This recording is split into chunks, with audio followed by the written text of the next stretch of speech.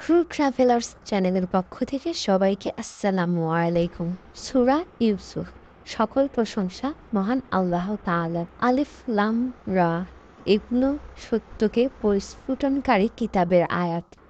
আমি একে আরবি ভাষার কুরআন রূপে অবতীর্ণ করেছি যাতে তোমরা বুঝতে পারো। হে নবী, আমি ওহী মারফত এই যে কুরআন তোমার কাছে পাঠিয়েছি, এর মাধ্যমে তোমাকে এক উৎকৃষ্টতম ঘটনা শোনাচ্ছি। যদি তুমি এর আগে সম্পর্কে অর্থাৎ এই ঘটনা সম্পর্কে বিলকুল অনবহিত ছিলে। এটা সেই সময়ের কথা যখন ইউসুফ নিজ পিতা ইয়াকুব আলাইহিস সালামকে বলেছিল, আব্বাজি, আমি স্বপ্নযোগে 11টি নক্ষত্র এবং সূর্য ও চন্দ্রকে দেখেছি। আমি দেখেছি তারা সকলে আমাকে সিজদা করছে। সে বলল, বাছা, নিজের এই স্বপ্ন তোমার ভাইদের কাছে বর্ণনা করো না, পাছে তারা তোমার বিরুদ্ধে কোনো ষড়যন্ত্র করে, কেননা শয়তান মানুষের প্রকাশ্য শত্রু। আর এভাবেই তোমার প্রতিপালক তোমাকে নবুয়াতের জন্য মনোনীত করবেন এবং তোমাকে সকল কথার সঠিক মর্মোদ্ধার শিক্ষা দেবেন। স্বপ্নের তাবির জানাও তার অন্তর্ভুক্ত এবং তোমার প্রতি ও ইয়াকুবের সন্তানদের প্রতি নিজ অনুগ্রহ পূর্ণ করবেন, যেভাবে ইতিপূর্বে তিনি পূর্ব করেছিলেন তোমার পিতৃদ্বয় ইব্রাহিম ও ইসহাকের প্রতি। নিশ্চয়ই তোমার প্রতিপালক সর্বজ্ঞ প্রজ্ঞাময়। প্রকৃতপক্ষে যারা তোমার কাছে এই ঘটনা জিজ্ঞেস করেছে তাদের জন্য ইউসুফ ও তার ভাইদের ঘটনায় আছে বহু নিদর্শন। এটা সেই সময়ের ঘটনা যখন ইউসুফের সৎ ভাইগণ পরস্পরে বলেছিল, নিশ্চয় আমাদের পিতার কাছে আমাদের তুলনায় ইউসুফ ও তার সহোদর ভাই বিনয়ামীনই বেশি প্রিয়, অথচ আমরা তার পক্ষে একটি সুসংহত দল। আমাদের বিশ্বাস যে আমাদের পিতা সুস্পষ্ট কোনো বিভ্রান্তিতে নিপতিত। সুতরাং এর সমাধান এই যে তোমরা ইউসুফকে হত্যা করে ফেলো অথবা তাকে অন্য কোনো স্থানে ফেলে আসো, যাতে তোমাদের পিতার সবটা মনোযোগ কেবল তোমাদের দিকেই চলে আসে। আর এসব করার পর তোমরা তওবা করে ভালো লোক হয়ে যাবে। তাদের মধ্যে একজন বলল, ইউসুফকে হত্যা করো না, বরং তোমরা যদি কিছু করতে চাও তবে তাকে কোনো গভীর কুয়ায় ফেলে দাও, যাতে কোনো কাফেরা তাকে তুলে নিয়ে যায়। সুতরাং তারা তাদের পিতাকে বলল, আব্বা, আপনার কি হলো যে আপনি ইউসুফের ব্যাপারে আমাদের উপর বিশ্বাস রাখেন না, অথচ এতে কোনো সন্দেহ নেই যে আমরা তার পরম শুভাকাঙ্ক্ষী। আগামীকাল তাকে আমাদের সাথে বেড়াতে পাঠান।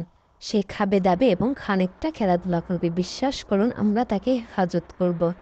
ইয়াকুব বলল, তোমরা তাকে নিয়ে গেলে আমার বিরহজনিত কষ্ট হবে এবং আমার এই ভয়ও আছে যে কখনো তার প্রতি তোমরা অমনোযোগী হলে নেকড়ে বাঘটাকে খেয়ে ফেলবে। তারা বলল, আমরা একটি সুসংহত দল হওয়া সত্ত্বেও যদি নেকড়ে বাঘটাকে খেয়ে ফেলে তবে তো আমরা বিলকুল শেষ হয়ে গেছি। অতঃপর তারা যখন তাকে সাথে নিয়ে গেল আর তারা তো সিদ্ধান্ত স্থির করেছিল তাকে গভীর কুয়ায় নিক্ষেপ করবে, তারা নিক্ষেপ করলো।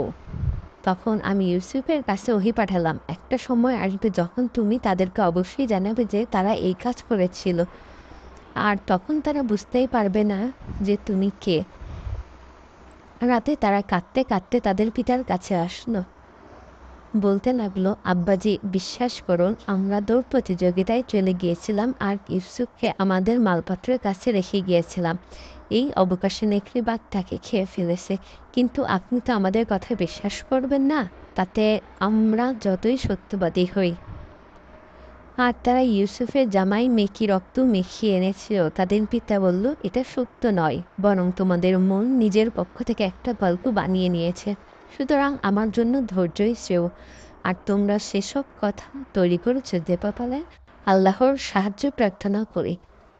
এবং অন্যদিকে তারা ইউসুফকে যেখানে কুয়ায় ফেলেছিল সেখানে একটি যাত্রী দল আসলো। তারা তাদের একজন লোককে পানি আনতে পাঠালো। সে নিজ বালতিতে ফেলল। তার ভেতর ইউসুফ আলাইসাল্লামকে দেখে সে বলে উঠল, তোমরা সুসংবাদ শুনো। এই যে একটি বালক। অতঃপর যাত্রী দলের লোক তাকে একটি পণ্য মনে করে লুকিয়ে রাখল। আর তারা যা কিছু করেছিল সে বিষয়ে আল্লাহ সর্বশেষ অবহিত ছিলেন। এবং তারপর তারা ইউসুফকে অতি অল্প দামে বিক্রি করে দিল, যা ছিল মাত্র কয়েক দিরহাম। বস্তুত ইউসুফের প্রতি তাদের বিশেষ আগ্রহ ছিল না। মিশরের যে ব্যক্তি তাকে ক্রয় করেছিল সে তার স্ত্রীকে বলল, একে সম্মানজনকভাবে রাখবে, আমার মনে হয় সে আমাদের উপকারে আসবে, অথবা আমরা একে পুত্র বানিয়ে নেব। এভাবে আমি ইউসুফকে সে দেশের প্রতিষ্ঠা দান করলাম। তাকে কথাবার্তার সঠিক মর্ম শেখানোর জন্য নিজ কাজে আল্লাহ পূর্ণ ক্ষমতাবান, কিন্তু বহু লোক জানে না। ইউসুফ যখন পূর্ণ যৌবনে উপনীত হলো তখন আমি তাকে হিকমত ও ইলম দান করলাম। যারা সৎকর্ম করে এভাবেই আমি তাদের প্রতিদান দিয়ে থাকি। যে নারীর ঘরে সে থাকত সে তাকে ফুসলানোর চেষ্টা করলো এবং সবগুলো দরজা বন্ধ করে দিল ও বলল, এসে পড়ো। ইউসুফ বলল, আল্লাহ পানা, তিনি আমার মূল, তিনি আমাকে ভালোভাবে রেখেছেন। সত্য কথা হচ্ছে, যারা জুলুম করে তারা কৃতকার্য হয় না। স্ত্রীলোকটি তো স্পষ্টভাবে ইউসুফের সাথে অসৎ কর্ম কামনা করেছিল, আর ইউসুফেরও মনে স্ত্রীলোকটির প্রতি ইচ্ছা জাগ্রত হয়েই যাচ্ছিল, যদি না সে নিজের প্রতিপালকের প্রমাণ দেখতে পেত। আমি তার থেকে অসৎকর্ম ও অশ্লীলতাকে ঘুরিয়ে দেওয়ার জন্যই এরূপ করেছিলাম। নিশ্চয়ই সে আবার মনোনীত বান্দাদের অন্তর্ভুক্ত ছিল। এবং তারা একজনের পেছনে আরেকজন দৌড়ে দরজার দিকে গেল এবং এই টানা হেসড়ের ভেতরে স্ত্রীলোকটি তার জামা পেছন দিক থেকে ছিঁড়ে ফেলল। এই অবস্থায় তারা স্ত্রীলোকটির স্বামীকে দরজায় দাঁড়ানো গেল।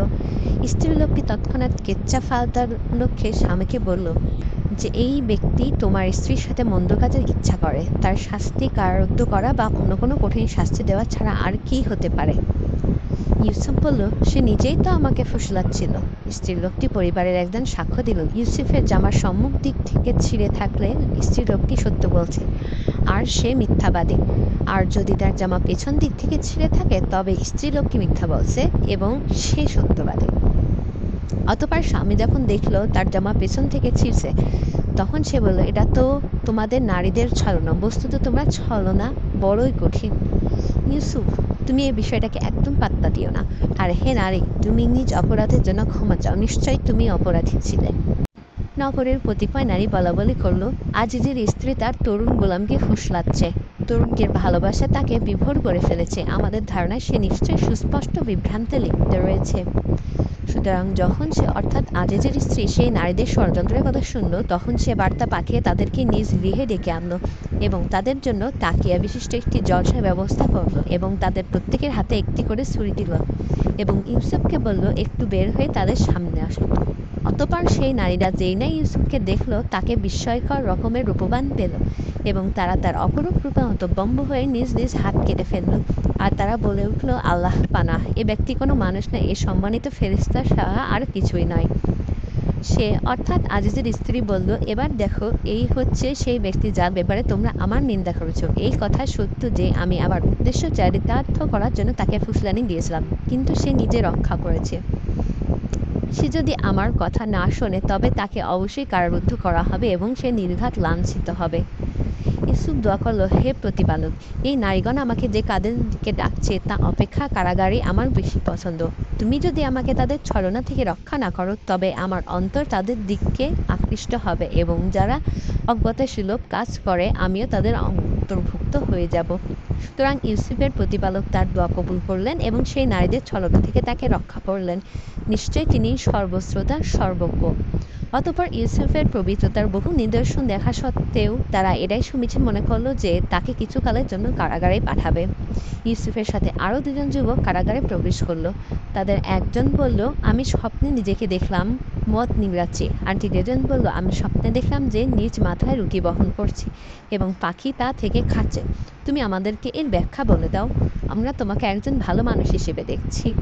ইউসুফ বলল, কারাগারে তোমাদেরকে যে খাবার দেওয়া হয় তা আসার আগেই আমি তোমাদেরকে এর রহস্য বলে দেব। এটা সেই জ্ঞানের অংশ যা আমার প্রতিপালক আমাকে দান করেছে। কিন্তু তার আগে তোমরা আমার একটা কথা শোনো। এই ব্যাপারে এই যে যারা আল্লাহর প্রতি ঈমান রাখে না ও যারা আখিরাতে অবিশ্বাসী, আমি তাদের দিন পরিত্যাগ করেছি। আমি আমার বাপদাদা ইব্রাহিম, ইসহাক ও ইয়াকুবের দিন অনুসরণ করেছি। আমাদের এই অধিকার নেই যে আল্লাহর সঙ্গে কোনো জিনিসই শরীক করব, অর্থাৎ এটি আমাদের প্রতি ও সমস্ত মানুষের প্রতি আল্লাহর অনুগ্রহেরই অংশ, কিন্তু অধিকাংশ লোক এই নিয়ামতের শকর আদায় করে না। হে আমার প্রাসঙ্গিকদ্বয়, ভিন্ন ভিন্ন বহু প্রতিপালক শ্রেয় না, সে এক আল্লাহ যার ক্ষমতা সর্বব্যাপী। তাকে ছেড়ে তোমরা যার ইবাদত করছো তার সারবৎ তা কতগুলো নামের বেশি কিছু নয়। যা তোমরা ও তোমাদের বাপ-দাদাগণ রেখে দিয়েছে। আল্লাহ তার পক্ষে কোনো দলিল নাজিল করেনি। দানের ক্ষমতা আল্লাহ ছাড়া অন্য কারো নেই। তিনি এরকম দিয়েছেন যে তোমরা তার ভিন্ন অন্য কারো ইবাদত করো না, এটাই সর্বসোজা পথ, কিন্তু অধিকাংশ লোক তা জানে না। হে আমার কারার সঙ্গীদ্বয়, এখন তোমাদের স্বপ্নের ব্যাখ্যা শুনে নাও। তোমাদের একজনের ব্যাপার এই যে বন্দিদশা থেকে মুক্তি পেয়ে সে নিজ মনিবকে মদ পান করাবে, আর থাকলো অপরজন তাকে শুলে চড়ানো হবে, ফলে পাখিরা তার মাথার টুকরে টুকরে খাবে। তোমরা যে বিষয়ে জিজ্ঞেস করেছিলে তার ফয়সালা এভাবে হয়ে গেছে। সেই দুজনের মধ্যে যার সম্পর্কে তার ধারণা ছিল যে সে মুক্তি পাবে, ইউসুফ তাকে বলল, নিজ প্রভুর কাছে আমার কথাও বলো। কিন্তু শয়তান তাকে নিজ প্রভুর কাছে ইউসুফের বিষয়ে কথা বলার ভুলিয়ে দিল। সুতরাং সে কয়েক বছর কারাগারে থাকলো। কয়েক বছর পর মিশরের বাদশাহ তার পরিষদবর্গকে বলল, আমি স্বপ্নে দেখলাম 7টি মোটা তাজা গাভী, যাদেরকে 7টি রোগা পটকা গাভী খেয়ে ফেলেছে। আরও দেখলাম 7টি সবুজ সজীব শীষ আর 7টি শুকনো। হে পরিষদবর্গ, তোমার স্বপ্নের ব্যাখ্যা জানলে আমার এই স্বপ্নের ব্যাখ্যা বলে দাও। তারা বলল, মনে হচ্ছে এটা দুশ্চিন্ত প্রসূত কল্পনা, আর আমরা স্বপ্ন ব্যাখ্যার ইলমদারও নই। সেই 2 কয়েদির মধ্যে যে মুক্তি পেয়েছিল এবং দীর্ঘকাল পর যা ইউসুফের প্রতি সন্ত্রাস, সে বলল, আমি আপনাদেরকে এই স্বপ্নের ব্যাখ্যা জানিয়ে দিচ্ছি, সুতরাং আপনারা আমাকে কারাগারে ইউসুফের কাছে পাঠিয়ে দিন।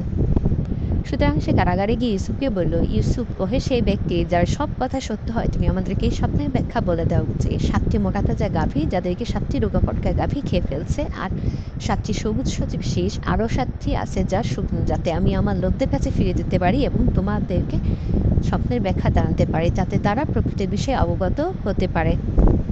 ইউসুফ বলল, তোমরা একাধারে 7 বছর শস্য উৎপন্ন করবে। এ সময়ের ভেতরে তোমরা যে শস্য সংগ্রহ করবে তা তার শীষসহ রেখে দেওয়ার, অবশ্য সে যে সামান্য পরিমাণ তোমাদের খাওয়ার কাজে লাগবে তার কথা আলাদা। এরপর তোমাদের সামনে আসবে এমন 7টি বছর যা অত্যন্ত কঠিন হবে। তোমরা এই 7 বছরের জন্য যা সঞ্চয় করে রাখবে তা খেতে থাকবে, অবশ্য যে সামান্য পরিমাণ তোমরা সংরক্ষণ করবে কেবল তাই অবশিষ্ট থাকবে।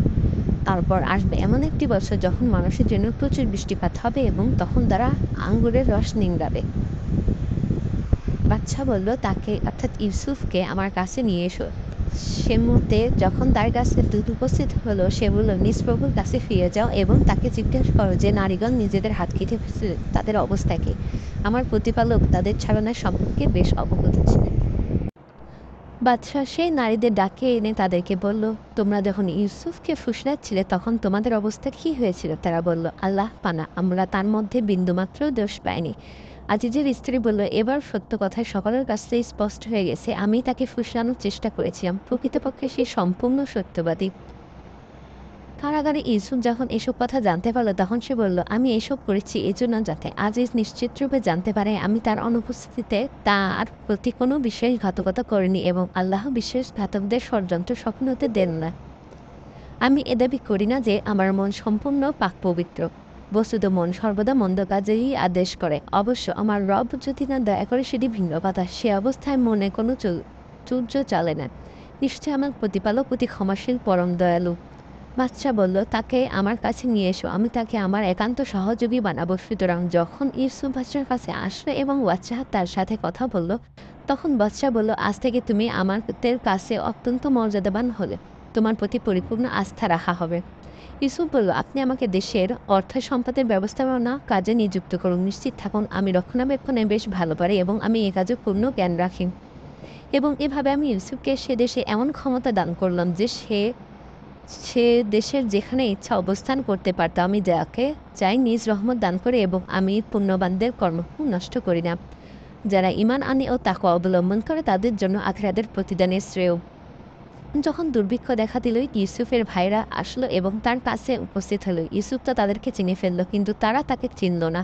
ইউসুফ তখন তাদের সামগ্রীর ব্যবস্থা করে দিল। তখন সে তাদের বলল, আগামীতে তোমরা তোমাদের বৈমাত্র ভাইকেও আমার কাছে নিয়ে এসো। তোমরা কি দেখেছ না আমি পরিমাপ পাত্র ভরে দেই এবং আমি উত্তম অতিথিপরায়ণও বটে। তোমরা যদি তাকে আমার কাছে নিয়ে না আসো তবে আমার কাছে তোমাদের জন্য কোনো রসদ থাকবে না, তখন তোমরা আমার কাছেও আসবে না। তারা বলল, আমরা তার বিষয়ে তার পিতাকে সম্মত করার চেষ্টা করব যাতে তাকে আমাদের সাথে পাঠান, আর আমরা এটা অবশ্যই করব। ইউসুফ তার ভ্রাতৃদ্বয়দেরকে বলে দিল তারা যেন তাদের অর্থাৎ ভাইদের পণ্যমূল্য যার বিনিময়ে তারা খাদ্য কিনেছে তাদের মালপত্রের মধ্যে রেখে দেয়, যাতে তারা নিজেদের পরিবারবর্গের কাছে ফিরে যাওয়ার পর তাদের পণ্যমূল্য চিনতে পারে। হয়তো এই অনুগ্রহের কারণে তারা পুনরায় আসবে। অথবা তারা যখন তাদের পিতার কাছে ফিরে আসলো তখন তারা বলল, আব্বাজি, আগামীতে আমাদের খাদ্য দিতে অস্বীকার করা হয়েছে, সুতরাং আপনি আমাদের সাথে আমাদের ভাই বিনিয়ামিনকে পাঠান যাতে আমরা খাদ্য আনতে পারি। নিশ্চিত থাকুন, আমরা তার পরিপূর্ণ রক্ষণাবেক্ষণ করব। পিতা বলল, আমি কি তার ব্যাপারে তোমাদের উপর সেরকম নির্ভর করব যেরকম ইতিপূর্বে তার ভাই ইউসুফের ব্যাপার করেছিলাম? আল্লাহই সর্বাপেক্ষা শ্রেষ্ঠ রক্ষাকর্তা এবং তিনি সর্বাপেক্ষা শ্রেষ্ঠ দয়ালু। যখন তারা তাদের মালপত্র খুলল তখন দেখলো তাদের পণ্যমূল্য ফেরত দেওয়া হয়েছে। তারা বলে উঠল, আব্বাজি, আমাদের আর কি চাই? এই যে আমাদের পণ্যমূল্য আমাদেরকে ফেরত দেওয়া হয়েছে এবং এবার আমরা আমাদের পরিবারবর্গের জন্য আরও খাদ্য সামগ্রী নিয়ে আসবো। আমাদের ভাইকে হেফাজত করব এবং অতিরিক্ত এক উট বোঝাও নিয়ে আসব। এভাবেই এই অতিরিক্ত খাদ্য অতি সহজ। পিতা বলল, আমি তাকে বিনিয়ামিনকে তোমাদের সঙ্গে কিছুতেই পাঠাবো না যতক্ষণ না তোমরা আল্লাহর নামে আমাকে প্রতিশ্রুতি দাও যে তাকে অবশ্যই আমার কাছে ফিরিয়ে আনবে। তবে তোমরা যদি বাস্তবিকই নিরুপায় হয়ে যাও সেটা ভিন্ন কথা। অবশেষে তারা যখন পিতাকে সেই প্রতিশ্রুতি দিল তখন পিতা বলল, আমরা যা বলেছি আল্লাহ তার তত্ত্বাবধায়ক। এবং সেই সঙ্গে কথাও বলল যে, হে আমার পুত্রগণ, তোমরা নগরের সকলে এক দরজা দিয়ে প্রবেশ করবে না, বরং ভিন্ন ভিন্ন দরজা দিয়ে প্রবেশ করবে। আমি তোমাদেরকে আল্লাহর ইচ্ছা হতে রক্ষা করতে পারবো না। আল্লাহ ছাড়া কারো হুকুম কার্যকর হয় না। আমি তারই উপর নির্ভর করছি, আর যারা নির্ভর করতে চায় তাদের উচিত তারই উপর নির্ভর করা। তারা ভাইগণ যখন তাদের পিতার আদেশ মতো নগরে প্রবেশ করল তখন তাদের সেই কৌশল আল্লাহর ইচ্ছা হতে তাদেরকে আদের রক্ষা করার ছিল না। তবে ইয়াকুবের অন্তরে একটা অভিপ্রায় ছিল যা সে পূর্ণ করল। নিশ্চয়ই সে আমার সেখানে জ্ঞানের ধারক ছিল, কিন্তু অধিকাংশ মানুষ প্রকৃত বিষয়ে জানে না। যখন তারা ইউসুফের নিকট উপস্থিত হলো তখন সে তার সহোদর ভাইকে বিনয়ামিনকে নিজের কাছে বিশেষ স্থান দিল এবং তাকে বলল, আমি তোমার ভাই, অতএব তারা অন্য ভাইয়েরা যা করতো তার জন্য দুঃখ করো না। তারপর ইউসুফ যখন তাদের রসলের ব্যবস্থা করে দিল তখন পানি পান করার পেয়ালা নিয়ে সহোদর ভাইয়ের মালপত্রের মধ্যে রেখে দিল। তারপর এক ঘুষে চিৎকার করে বলে উঠল, ওহে যাত্রীগণ, তোমরা নিশ্চয় চোর। তারা তাদের দিকে ঘুরে জিজ্ঞেস করল, তোমরা কি বস্তু হারিয়েছ? তারা বলল, আমরা বাচ্চার পানপাত্র পাচ্ছি না। যে ব্যক্তি সেটি এনে দেবে সে এক উটের বোঝা পুরস্কার পাবে। আমি তার পুরস্কার প্রাপ্তির জামিন। আর ভাইয়েরা বলল, আল্লাহর কসম, আপনারা জানেন আমাদের দেশে ফাসাদ বিস্তার করার জন্য আসেনি এবং আমরা চোরও নই। তারা বলল, তোমরা যদি মিথ্যাবাদী প্রমাণিত হও তবে তার শাস্তি কি হবে?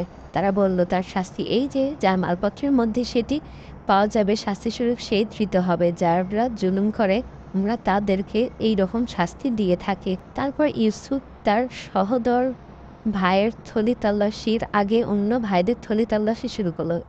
তারপর পেলটি নিজ সহোদর ভাইয়ের থলি থেকে বের করে আনলেন। এভাবে আমি ইউসুফের জন্য কৌশল করলাম। আল্লাহর এই ইচ্ছা না হলে বাদশাহর আইন অনুযায়ী ইউসুফের পক্ষে তার ভাইকে নিজের কাছে রাখা সম্ভব ছিল না। আমি যাকে ইচ্ছা তার মর্যাদা উঁচু করি, আর যত জ্ঞানী আছে তাদের সকলের উপরে আছেন একজন সর্বজ্ঞানী।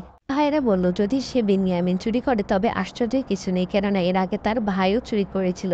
তখন ইউসুফ তাদের কাছে প্রকাশ না করে চুপিসারে মনে মনে বললে, এ ব্যাপারে তোমরা তো ঢের বেশি মন্দ, আর তোমরা যা বলছো তা প্রকৃত অবস্থা আল্লাহর সমক্ষ জ্ঞাত। এবার তারা বলতে লাগলো, হে আজিজ, এর অতি সিদ্ধ বৃদ্ধা এক পিতা আছেন, কাজে তার পরিবর্তে আমাদের মধ্য থেকে কাউকে আপনার কাছে রেখে দিন, যার সদয় আচরণ করে আমরা আপনাকে তাদের একজন মনে করি। ইউসুফ বললেন, এর থেকে অর্থাৎ এই বেইনসাফি থেকে আমি আল্লাহর আশ্রয় প্রার্থনা করি যে যে ব্যক্তির কাছে আমাদের মাল পাওয়া গেছে তার পরিবর্তে অন্য কাউকে পাকড়াও করব। আমরা এরূপ হলে নিশ্চিতভাবে আমরাই জালিম হয়ে যাব।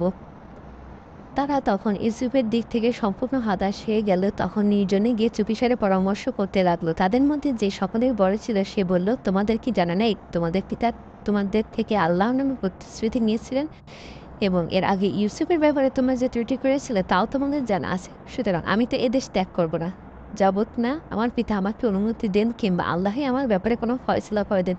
তিনি সর্বাপেক্ষা উত্তম ফয়সালাকারী। তোমরা তোমাদের পিতার কাছে ফিরে যাও এবং তাকে বলো, আব্বাজি, আপনার পুত্র চুরি করেছিল আর আমরা সেই কথাই বললাম যা আমরা জানতে পেরেছি। গায়েবের খবর রাখা তো আমাদের পক্ষে সম্ভব ছিল না।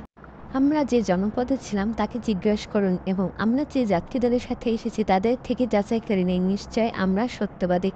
সুতরাং ভাইরা ইয়াকুব আলাইহিসসালামের কাছে গেল এবং বড় ভাই যা শিখিয়ে দিয়েছিল সেই কথা তাকে বলল। ইয়াকুব তাই শুনে বলল, না, বরং তোমাদের মন নিজের তরফ থেকে একটি কথা বানিয়ে নিয়েছে। সুতরাং আমার পক্ষে সবরেছেও কিছু অসম্ভব নয় যে আল্লাহ তাদের সকলকে আমার কাছে এনে দেবেন। নিশ্চয় তিনি সর্বজ্ঞ প্রজ্ঞাময়। এবং একথা বলে সে মুখ ফিরিয়ে নিল এবং বলতে লাগলো, আহা ইউসুফ! আর তার চোখ দুটি দুঃখে কাঁদতে কাঁদতে সাদা হয়ে গিয়েছিল এবং তার হৃদয় চূর্ণ বিচূর্ণ হয়ে যাচ্ছিল। তার পুত্রগণ বলতে লাগলো, আল্লাহর কসম, আপনি তো ইউসুফকে ভুলবেন না যতক্ষণ না আপনি সম্পূর্ণ যারা জীর্ণ হবেন কিংবা মারাই যাবেন। ইয়াকুব বলল, আমি আমার দুঃখ বেদনার অভিযোগ তোমাদের কাছে না, কেবল আল্লাহর কাছে করেছি, আর আল্লাহ সম্পর্কে আমি যতটা জানি তোমরা জানো না। ওহে আমার পুত্রগণ, তোমরা যাও এবং ইউসুফ ও তার ভাইয়ের সাথে চলো। তোমরা আল্লাহর রহমত থেকে নিরাশ হয় না, জেনে রাখো আল্লাহর রহমত থেকে কেবল তারা নিরাশ হয় যারা কাফের। সুতরাং তারা তখন ইউসুফের কাছে পৌঁছালো। তখন তারা ইউসুফুল্লাহে আজিজ, আমরাও আমাদের পরিবারবর্গের কঠিন মুসিবতে আক্রান্ত হয়েছি। আমরা সামান্য কিছু পুঁজি নিয়ে এসেছি। আপনি আমাদেরকে পরিপূর্ণ রসদ দান করুন এবং আল্লাহর ওয়াস্তে আমাদের প্রতি অনুগ্রহ করুন। নিশ্চয় আল্লাহ তার উদ্দেশ্যে অনুগ্রহকারীদেরকে মহা পুরস্কার দিয়ে থাকেন। ইউসুফ বলল, তোমাদের কি খবর আছে? তোমরা যখন অজ্ঞত শিকার ছিলে তখন ইউসুফ ও তার ভাইয়ের সাথে কি আচরণ করেছিলে? এ কথা শুনে তারা বলে উঠল, তবে কি তুমি ইউসুফ? ইউসুফ বলল, আমি ইউসুফ এবং এই আমার ভাই। আল্লাহ আমাদের প্রতি বড় অনুগ্রহ করেছেন। প্রকৃতপক্ষে যে ব্যক্তি তাকে অবলম্বন ও ধৈর্য করে, আল্লাহ সেরূপ সৎ কর্মশালীদের প্রতিদান নষ্ট করে নেয়। তারা বলল, আল্লাহর কসম, আল্লাহ আমাদের উপর তোমাদেরকে শ্রেষ্ঠত্ব দিয়েছেন এবং আমরা নিশ্চয় অপরাধী ছিলাম। বলল, আজ তোমাদের বিরুদ্ধে কোনো অভিযোগ আনা হবে না। আল্লাহ তোমাদেরকে ক্ষমা করুন। তিনি সকল দয়ালু অপেক্ষা শ্রেষ্ঠ দয়ালু। আমার এই জামা নিয়ে যায় এবং এটা আমার পিতার চেহারার উপর রেখে দিও। এর ফলে তার দৃষ্টিশক্তি ফিরে আসবে। তোমাদের পরিবারকে সকলকে আমার কাছে নিয়ে এসো। যখন এই যাত্রীদল মিশর থেকে কিনানের দিকে রওনা হলো তখন কিনানে তাদের পিতা আশপাশের লোকদের বলল, তোমরা যদি আমাকে না বলো যে পুরো অপ্রতিষ্ঠ হয়ে পড়েছে, তবে বলি আমি ইউসুফের ঘ্রাণ পাচ্ছি। তারা উপস্থিত লোকজন বলল, আল্লাহর কসম, আপনি এখনো পর্যন্ত আপনার পুরনো ভুল ধারণার মধ্যেই আছেন। অতঃপর যখন সুসংবাদবাহী এসে সে ইউসুফের জামা তার চেহারা পর ফিরে দিল, অন্য তার দৃষ্টিশক্তি ফিরে আসলো।